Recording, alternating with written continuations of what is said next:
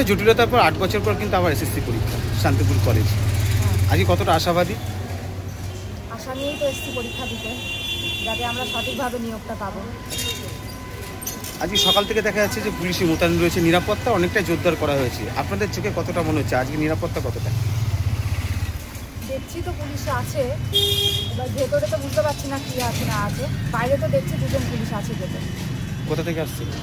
আমি দিকনগর। কটা থেকে পরীক্ষা শুরু? 12টা থেকে। পরীক্ষা ক্ষেত্রে কিন্তু বিশেষ কিছু নিয়ম জারি করা হয়েছে, যে নিয়মগুলি এই নতুন, অন্তত 8 বছর পর যে পরীক্ষা হচ্ছে প্রায় অনেকটা নতুন পরিবর্তন হয়েছে। কতটা আশা নিয়ে আজকে পরীক্ষার কেন্দ্রে যাবেন?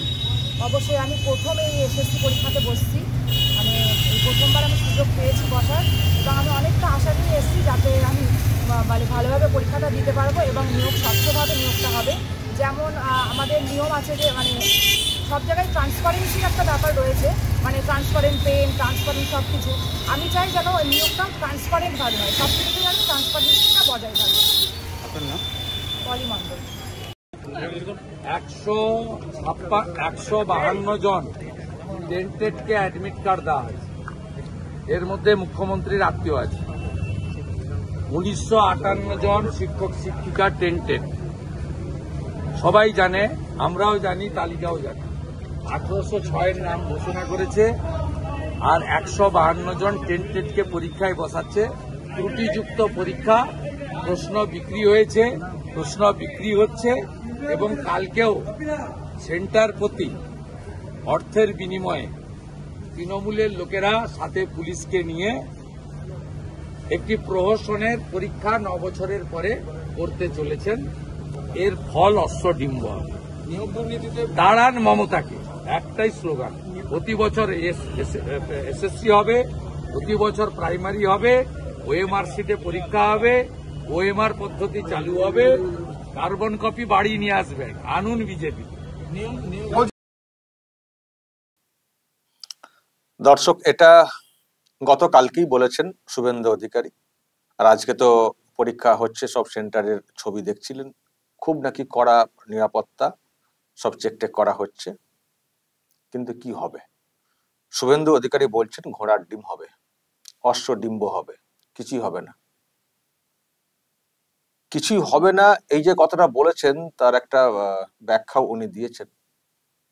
উনি বলছেন যে যারা পরীক্ষা দিচ্ছেন তাদের মধ্যে একটা সংখ্যা যারা দাগি হয়েও পরীক্ষাতে বসছেন,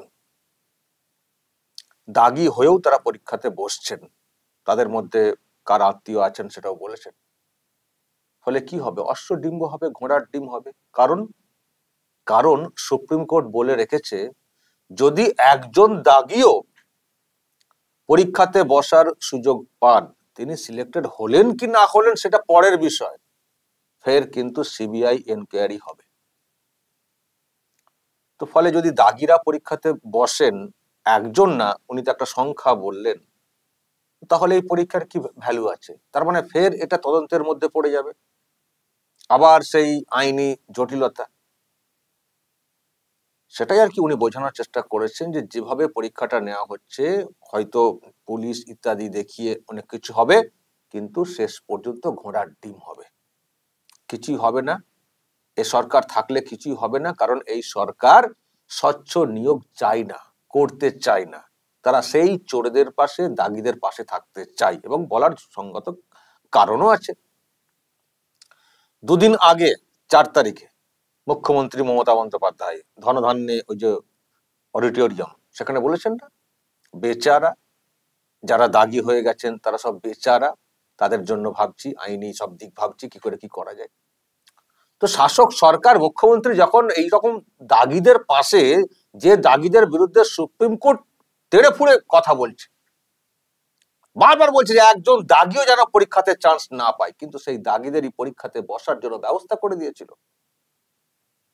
শুভেন্দু অধিকারী তো বলছে যে এই সংখ্যাটা এখনো রয়ে গেছে, কিন্তু আমরা কি দেখেছিলাম, এসএসসি প্রায় 1400 জনের নামটা বাদ দিতে বাধ্য হয়েছে, কারণ দাগি হিসেবেও তারা, দাগি হয়েও তারা পরীক্ষাতে অ্যাপিল করে দিয়েছিলেন, বসার জন্য আবেদন করে দিয়েছিলেন।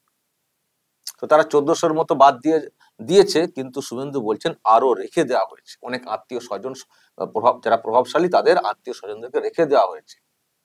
ফলে যদি রেখে দেওয়া হয়, আর ওদিকে সুপ্রিম কোর্ট বলে রেখেছে একজনও দাগি না এখানে সুযোগ পান পরীক্ষাতে, তো ফলে পরীক্ষা হলে কি হবে, ফের তো মামলা হবে, ফের তো তদন্ত হবে। সেই জায়গা থেকেই কথাটা শুভেন্দু অধিকারী এতটা জোর দিয়ে বলেছেন। যারা পরীক্ষা দিতে এসছেন তারা আশা রাখছেন, আশা করছেন, অনেক জায়গা থেকে পরীক্ষা দিতে এসছেন, তারা আশা রাখছেন, আশা করছেন। তো ঠিক আছে, আশাতেই তো থাকতে হয়, আর কি করবেন, এত 9 বছর পরে একটা এসএসসি পরীক্ষা হচ্ছে, ফলে সামান্য আশা, যদি চান্স পাই, ওই যদিটা খুব সামান্য পার্সেন্ট, মানে 2-3% মনে হয় আশাটা না রাখাই ভালো, 1% খুব জোর রাখতে পারেন যদিটা। 99%টা ধরে রাখুন যে পরীক্ষাতে তবে পরীক্ষাটা সবাই মন দিয়ে দেবেন, এতটা নেগেটিভ হওয়ার কোনো কারণ নেই। যদি হয়ে যায় ওই 1%-এর মধ্যে বিষয়টা, তাহলে তো মানে কি বলবো, পোয়া 12। কিন্তু 99% বেশি আশা করে থাকবেন না, তাহলে দুঃখ পাবেন। যোগ্যরা বেশি আশা করে থাকলে কিন্তু দুঃখ পাবেন, সেটা বলতে পারি।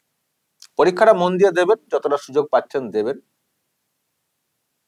কিন্তু বেশি আশা করে ফেলবেন না, কারণ সত্যি ঘোড়ার ডিমই হতে পারে। কারণ এরা যেভাবে নিয়োগ প্রসেস করছে, এত কিছু হওয়ার পরেও তাতে নিখুঁত ভাবে এরা যে করবে সেটা বিশ্বাস হচ্ছে না, বিশ্বাস না রাখাটাই ভালো। তো যাই হোক, এনারা আশা রেখে পরীক্ষাতে গেছেন, পরীক্ষা ভালো হোক সেটা আমরা চাইবো, কিন্তু শুভেন্দু অধিকারী যেটা বলে রাখলেন, দেখা যাক কি হয়।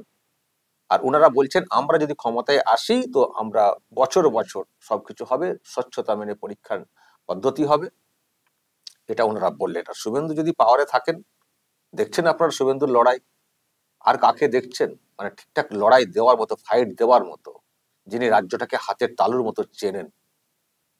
তো যদি সত্যি ওনারা ক্ষমতায় আসেন এবং ওনার যদি একটা জায়গা হয় মানে ক্ষমতা প্রয়োগের ক্ষেত্রে, আশা করি বাংলাকে অন্যভাবে উনি পথ দেখাবেন, ঠিক মতো করে নিয়ে যাবেন। এবং আমরা চাইবো বেকার সমাজ যেভাবে এখন অন্ধকারে ডুবে রয়েছে, তারা একটা আলো দেখুক, সেটা চাইবো।